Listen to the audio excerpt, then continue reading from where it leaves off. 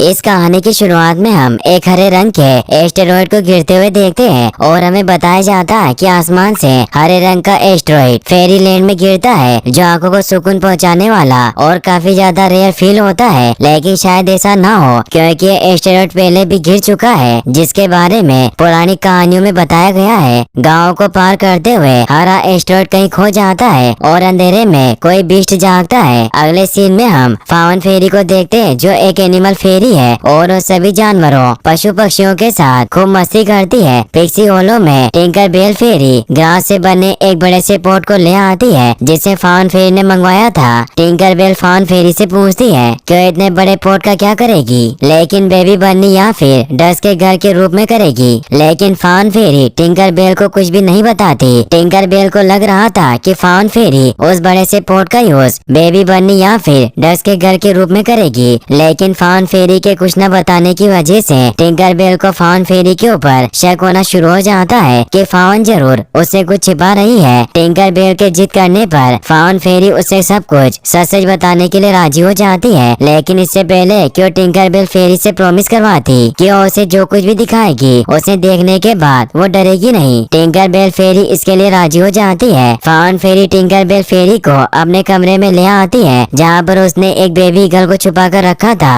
Baby eagle को देखकर tinker bell पूरी तरह से डर जाती है, क्योंकि ईगल फेरी को मारकर खा जाते हैं। लेकिन इससे पहले कि वो डर से जोर जोर से चिल्लाती, फावन फेरी टिंकर बेल का मुंह बंद कर लेती है। अब फावन फेरी टिंकर बेल को बताती है कि मैं बेबी ईगल को पिक्सी होलो में इसीलिए लाई थी क्योंकि बेबी ईगल के पंख पूरी तरह से जख्मी थे, लेकिन अब वो पूरी तरह से ठीक हो चुके हैं। टिंकर बेल फावन फेरी से पूछती है कि अगर स्कॉट फेरी को बेबी ईगल के पिक्सी होलो में होने का पता चल गया तो क्या होगा, क्योंकि पिक्सी होलो में किसी ईगल को लाना सख्त मना है। फावन फेरी टिंकर बेल को समझाती है कि तुम चिंता ना करो, मैं सब कुछ संभाल लूंगी। अगले सीन में हम टिंकर बेल और फावन फेरी को एक बड़े से पॉट में कुछ बेरीज को ले जाते हुए देखते हैं। टिंकर बेल इस समय काफी ज्यादा डरी हुई थी, क्योंकि वो दोनों ब्लैक बेरीज के अंदर बेबी ईगल को छुपा कर ले जा रही थी। फावन फेरी टिंकर बेल को समझाती है कि वो चिंता ना करे और नॉर्मल बिहेव करे। अब यहाँ पर बाकी की फेरी भी आ जाती है, जो आपस में आसमान में गिर रहे एस्टेरॉइड के बारे में बातें कर रही थी। फेरी फावन फेरी और टिंकर बेल को बेरीज ले जाते हुए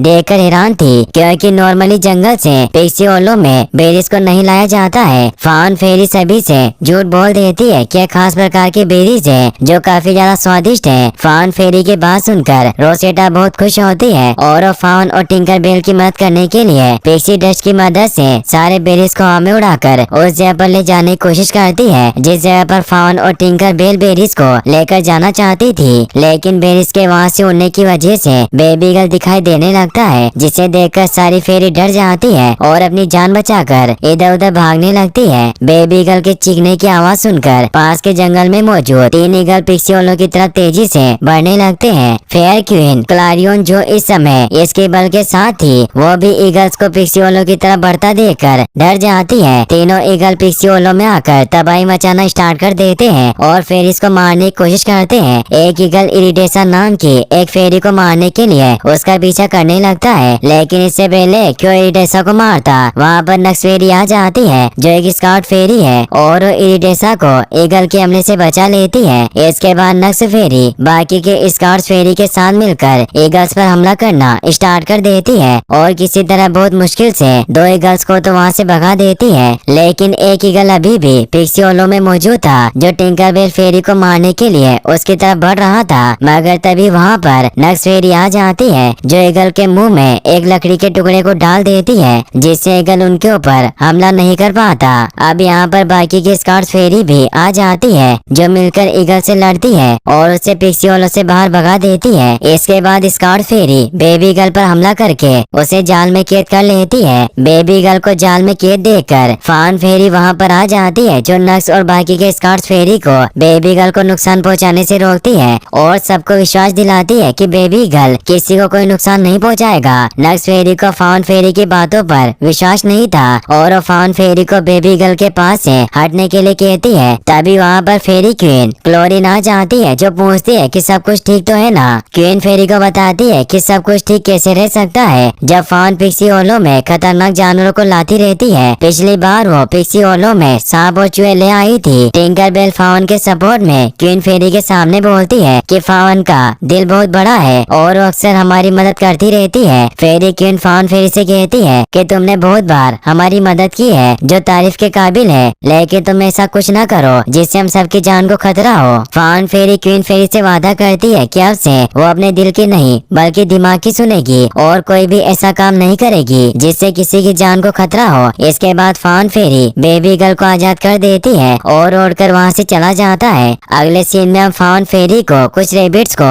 ट्रेनिंग देते हुए देखते हैं। तभी उन्हें एक डरावनी आवाज सुनाई देती है जिससे रेबिट डरकर वहाँ से भाग जाते हैं। फावन फेरी उस आवाज का पीछा करते हुए जंगल में जाती है क्योंकि उसने इससे पहले कभी भी ऐसी आवाज नहीं सुनी थी। जंगल में फावन फेरी को विशालकाय पंजों के निशान दिखाई देते हैं जिन्हें देखकर वो डर जाती है। फावन फेरी उन विशालकाय पंजों को फॉलो करती है और डार्क फॉरेस्ट में आ जाती है जहाँ पर उसे पता चलता है कि वो डरावनी आवाज एक गुफा के अंदर से आ रही थी। गुफा के अंदर आकर फावन फेरी देखती है कि वो एक जाइंट मॉन्स्टर था। फावन फेरी नोटिस करती है कि जाइंट मॉन्स्टर के पैर में एक कांटा धंसा हुआ है जिसके दर्द की वजह से वो जोर जोर से चिल्ला रहा था। फावन फेरी मॉन्स्टर की मदद करने के लिए उसके पैर से कांटा निकालने का डिसाइड करती है लेकिन इस दौरान जाइंट मॉन्स्टर फावन फेरी को देख लेता है और जोर से चिल्लाकर उसे गुफा से बाहर फेंक देता है। जाइंट मॉन्स्टर के चिल्लाने की आवाज पूरे पीसी ओलो में गूंजने लगती है और सारी फेरीज उस आवाज को सुनकर डर जाती है क्योंकि इससे पहले किसी ने भी ऐसी डरावनी वॉइस को नहीं सुना था। फावन फेरी एक बार फिर से गुफा के अंदर जाकर जाइंट मॉन्स्टर की मदद करने का फैसला करती है। वहीं स्कॉट्स फेरी पिक्सी ओलो में सभी से पूछताछ करके उस डरावनी आवाज के बारे में जानने की कोशिश कर रही थी, लेकिन उन्हें डरावनी आवाज के बारे में कुछ भी पता नहीं चलता। नक्स फेरी को फावन फेरी के ऊपर शक होना शुरू हो जाता है क्योंकि पिक्सी ओलो में ऐसी घटनाएं अधिकतर फावन फेरी से जुड़ी रहती है। वहीं दूसरी तरफ फावन फेरी देखती है कि अब वो जाइंट मॉन्स्टर गुफा से बाहर निकल गया है, जिसके बाद फावन फेरी उसका पीछा करती है। जाइंट मॉन्स्टर एक बड़े से पत्थर को उठाने की कोशिश करता है लेकिन पैर में कांटा होने की वजह से वो उस पत्थर को नहीं उठा पाता और आगे बढ़ जाता है। फावन फेरी जब ये देखती है तो उसके दिमाग में एक आइडिया आता है। वो एक छोटे पत्थर को पेड़ से बांध देती है और जब जाइंट मॉन्स्टर उस छोटे पत्थर को उठाने के लिए खड़ा होता है तो फावन फेरी उसके पैर में मौजूद कांटे को निकाल देती है। जाइंट मॉन्स्टर को इससे काफी तेज दर्द होता है और वो छोटे पत्थर को नीचे गिरा देता है, जिससे फावन फेरी उस पत्थर के नीचे आने की वजह से फावन फेरी को लगता है कि अब वो जाइंट मॉन्स्टर उसे मार देगा, जिससे वो काफी ज्यादा डर गई थी। लेकिन जाइंट मॉन्स्टर फावन फेरी को कोई नुकसान नहीं पहुंचाता और ढेर सारे पत्थर को एक जगह पर इकट्ठा करके कुछ बनाने की कोशिश करता है। फावन फेरी काफी देर तक जाइंट मॉन्स्टर को ऐसा करते हुए देखती रहती है, लेकिन उसे कुछ भी समझ नहीं आ रहा था कि जाइंट मॉन्स्टर आखिर बनाना क्या चाहता है। अब फावन फेरी जाइंट मॉन्स्टर के बारे में और अधिक जानकारी इकट्ठा करने का फैसला करती है, इसलिए पिक्सी ओलो में अपने कमरे में आ जाती है और जाइंट मॉन्स्टर के बारे में जानकारी इकट्ठा करने के दौरान काम में आने वाले सभी चीजों को लेकर वहाँ से जाने लगती है। तभी वहाँ पर नक्स फेरी आ जाती है जो फावन फेरी से उस भयानक आवाज के बारे में पूछती है जिसे पिक्सी ओलो में सभी ने सुना था। फावन फेरी नक्स फेरी को जाइंट मॉन्स्टर की आवाज के बारे में कुछ भी नहीं बताती, जिसके बाद नक्स फेरी वहाँ से चली जाती है। लेकिन इससे पहले वो फावन फेरी से कहती है कि वो जल्दी उस आवाज के बारे में पता लगा लेगी।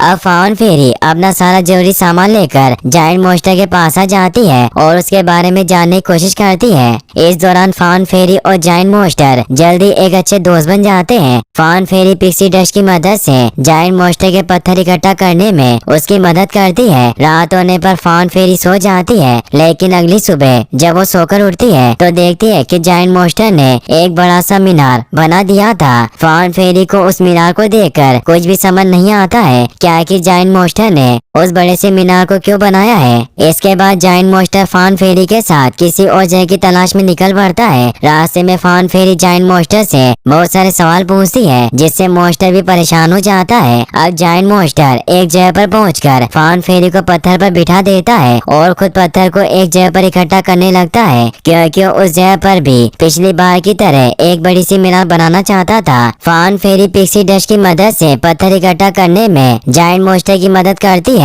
और जाइंट मॉन्स्टर मीनार बनाने के अपने काम को जारी रखता है। अब फावन फेरी जब कुछ पत्थरों को पिक्सी डस्ट की मदद से हवा में उड़ाकर जाइंट मॉन्स्टर को उन्हें मारने के लिए कहती है तो जाइंट मॉन्स्टर उन पत्थरों को जोर से मारता है, जिससे वो पत्थर पिक्सी ओलो में एक सनफ्लावर के खेत में जाकर गिरते हैं, जिससे कुछ फेरी सनफ्लावर के बीज इकट्ठा कर रही थी। लेकिन इस दुर्घटना में किसी भी फेरी को कोई चोट नहीं आती है। नक्स फेरी को जब इस घटना के बारे में पता लगता है तो अपने स्कॉट फेरी के साथ जंगल में जाकर इस घटना का इन्वेस्टिगेशन करने का फैसला करती है। फान फेरी नक्स फेरी की बात सुन लेती है और वो जल्दी से जायंट मॉन्स्टर के पास आकर उसे अपने पीछे आने के लिए कन्विंस करने की कोशिश करती है, क्योंकि अगर नक्स फेरी ने जायंट मॉन्स्टर को देख लिया तो खतरा समझकर उसे मार देगी। वहीं दूसरी तरफ नक्स फेरी जंगल में जायंट मॉन्स्टर द्वारा बनाए जा रहे मीनार को देख लेती है और जंगल में मौजूद जायंट मॉन्स्टर के पैरों के निशान को फॉलो करके वो जायंट मॉन्स्टर को ढूंढ भी लेती है। लेकिन इससे पहले कि अपनी टीम के साथ मिलकर जायंट मॉन्स्टर को पकड़ती, फान फेरी जायंट मॉन्स्टर के साथ वहाँ से भागने लगती है। नक्स फेरी बाकी के स्कॉट्स फेरी के साथ काफी देर तक जायंट मॉन्स्टर का पीछा करती है, लेकिन फान फेरी जायंट मॉन्स्टर के साथ जंगल के किनारे पर एक ऐसी जगह पर छुप जाती है जिसे नक्स फेरी ढूंढ नहीं पाती और वहाँ से चली जाती है। इस प्रकार फान फेरी बड़ी चालाकी से किसी तरह जायंट मॉन्स्टर की जान बचा लेती है। अब नक्स फेरी स्क्रीबर के पास जाती है और उससे वो सारी किताबें दिखाने को बोलती है जिसमें प्राचीन मॉन्स्टर के बारे में बताया गया था, लेकिन काफी देर तक कोशिश करने के बाद भी नक्स फेरी को उस जायंट मॉन्स्टर के बारे में कोई जानकारी नहीं मिलती जिसे उसने अभी तक जंगल में भागते हुए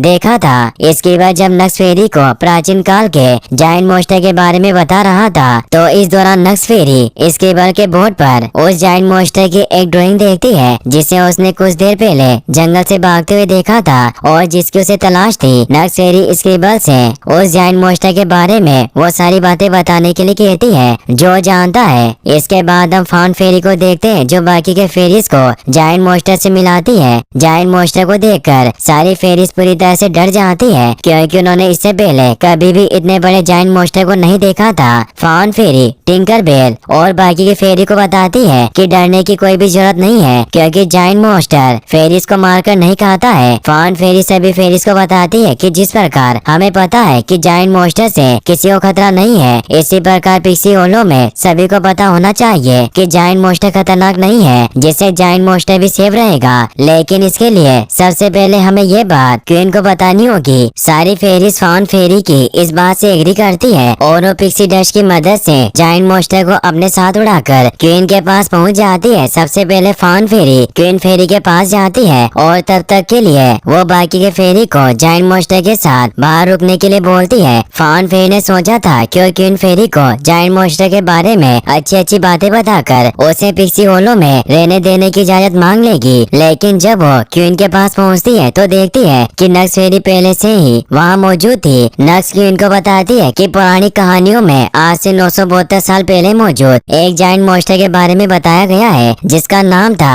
नेवर बीस्ट। नेवर बीस्ट एक ऐसा जायंट मॉन्स्टर था जिसने सबसे पहले पिक्सी होलो के चारों तरफ 4 ऊंचे ऊंचे टावर बनाए। इसके बाद अचानक से आसमान में हरे बादल छाने लगे और नेवर बीस्ट की बॉडी में अचानक से बदलाव आना शुरू हो गए। इसके बाद बिजली का एक बहुत बड़ा तूफान आया जिसने पूरे पिक्सी होलो को डिस्ट्रॉय कर दिया। अब क्योंकि फान फेरी काफी देर से नक्स फेरी और क्वीन फेरी के साथ ही, इसलिए जायंट मॉन्स्टर उसे देखने के लिए क्वीन के कमरे के अंदर देखने लगता है। अब नक्स और क्वीन को शक हो जाता है कि बाहर कोई तो मौजूद जरूर है, लेकिन जब वो बाहर देखती है तो वहाँ पर कोई नहीं था, क्योंकि बाकी की फेरी जायंट मॉन्स्टर के साथ छुप गई थी। फान फेरी नक्स फेरी को समझाती है कि पुरानी कहानियां झूठी भी तो हो सकती है, लेकिन नक्स फेरी इस बात को मानने के लिए तैयार नहीं होती और वो बोलती है कि नेवर बीस्ट के बारे में सारी बातें सच है, इसीलिए हमें मॉन्स्टर पर हमला करके उसे अपने कब्जे में ले लेना चाहिए। क्वीन फेरी नक्स फेरी को समझाती है कि हम इस तरह किसी जानवर पर हमला नहीं कर सकते। तुम सबसे पहले तय करो कि जिसे तुमने जंगल में देखा वो सच में पुरानी कहानियों का नेवर बीस्ट ही है। इस पर नक्स फेरी बोलती है कि मैं नहीं चाहती कि किसी फेरी को कष्ट पहुँचे। इस पर क्वीन फेरी दोनों से कहती है कि मैं जानती हूँ कि तुम दोनों बहादुरी और इंटेलिजेंट फेरी हो, इसलिए वो करो जो पिक्सी होलो के लिए बेहतर हो। फान फेरी जब क्वीन फेरी के कमरे से बाहर आती है तो बाकी की फेरी उससे पूछती है कि क्वीन फेरी ने क्या बोला। इस पर फान फेरी सारी फेरीज को जायंट मॉन्स्टर के बारे में पुरानी कहानियों में लिखी गई सारी बातें बता देती है, जिसे सुनकर सारी फेरी डर जाती है और फान फेरी से बहाना बनाकर वहाँ से चली जाती है। रात होने पर फान फेरी जायंट मॉन्स्टर के साथ ही सोती है और उसे आसमान में तारों से बन रहे आकृतियों के बारे में बताती है, जिससे जायंट मॉन्स्टर भी बहुत खुश होता है। अब फान फेरी जब सो जाती है तो जायंट मॉन्स्टर देखता है कि आसमान में हरे रंग के बादल छाने लगे हैं और अब जायंट मॉन्स्टर की आंखें भी पूरी तरह से हरी हो जाती है। सुबह फान फेरी जब नींद से जागती है तो देखती है कि जायंट मॉन्स्टर मोस्टर वहाँ पर नहीं था, जिसके बाद वो जायंट मोस्टर को ढूंढने के लिए निकल पड़ती है। अगले सीन में हम नक्स फेरी को देखते हैं जो अपना हथियार लेकर बाकी के स्कॉट्स फेरी के साथ जायंट मोस्टर को ढूंढने के लिए निकल पड़ती है, क्योंकि आसमान में छाए हरे बादल इस बात के सबूत थे कि जायंट मोस्टर के बारे में पुरानी कहानियों में जो कुछ भी लिखा गया है वो सब कुछ सच है। इसके बाद हम टिंकर बेल और बाकी की फेरी को देखते हैं जो आसमान में छाए हरे बादलों को देखकर डरी हुई थी। टिंकर बेल फाउन फेरी के पास आती है और उसे बताती है कि स्कॉट्स फेरी जायंट मोस्टर को ढूंढने के लिए निकल पड़ी है। फाउन फेरी जब टिंकर बेल को बताती है कि उसने जायंट मोस्टर को खो दिया है तो टिंकर बेल डर जाती है, क्योंकि अगर स्कॉट्स फेरी जायंट मोस्टर को ढूंढ लेगी तो उसे मार देगी।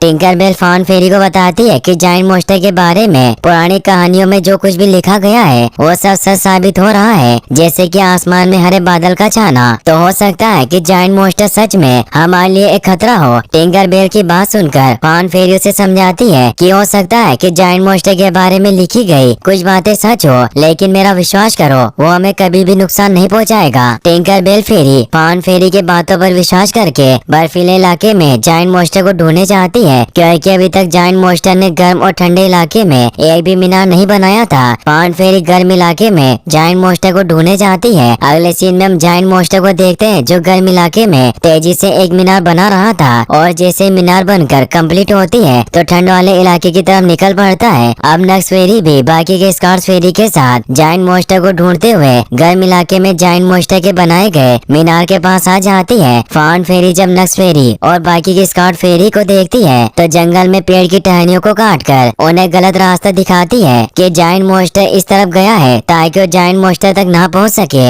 लेकिन नक्स फेरी मैप की मदद से जान जाती है कि जायंट मोस्टर ने बर्फीले इलाके में अभी तक एक भी मीनार नहीं बनाया है, इसलिए उसी तरफ गया होगा और वो जायंट मोस्टर को ढूंढने के लिए अकेले ही बर्फीले इलाके की तरफ निकल पड़ती है। अगले सीन में हम टिंकर बेल को देखते हैं जो बर्फीले इलाके में जायंट मोस्टर को ढूंढ लेती है, लेकिन अब जायंट मोस्टर पहले से काफी ज्यादा अग्रेसिव हो गया था और वो टिंकर बेल पर हमला कर देता है, जिससे टिंकर बेल बेहोश हो जाती है। अब यहाँ पर फाउन फेरी भी आ जाती है जो टिंकर बेल को बेहोश देखकर बहुत दुखी होती है और उसे कुछ भी समझ नहीं आ रहा था क्या कि जायंट मोस्टर ऐसा क्यों कर रहा है। जायंट मोस्टर के द्वारा बनाए गए मीनार पर बिजली गिरती है और देखते ही देखते जायंट मोस्टर के सिर पर दो सिंह निकल आते हैं, जिन्हें देखकर फाउन फेरी डर जाती है। अब यहाँ पर नक्स फेरी भी जायंट मोस्टर को ढूंढते हुए आ जाती है, जिसे रास्ते में जायंट मोस्टर भी मिल जाता है, लेकिन वो नक्स फेरी को बिना कोई नुकसान पहुँचाए वहाँ से आगे निकल जाता है। नक्स फेरी जायंट मोस्टर के पीछे जाना चाहती थी, लेकिन तभी उसे फाउन फेरी की आवाज सुनाई देती है जो मदद के लिए बुला रही थी, इसीलिए नक्स फेरी जायंट मोस्टर को छोड़कर फाउन फेरी की मदद करने के लिए जाती है। अब टिंकर बेल को वापस से